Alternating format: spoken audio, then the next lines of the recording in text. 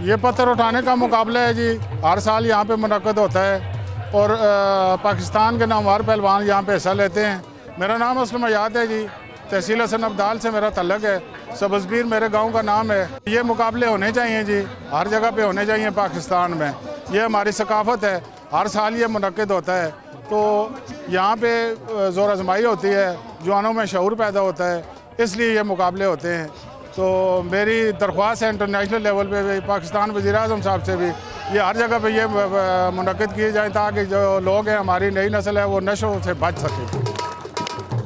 ये 3-3, 4-4 पहलवान होते हैं, एक दूसरे से मुकाबला करते हैं। जो पहली पोजीशन में पहले क्षण में वटा उठा लेते हैं उसका पहला नंबर हो जाता है और ये पॉइंटों पे खेला जाता है। ये जिस वक्त उठाया जाता है तो इसके बैठ के निकाली जाती हैं।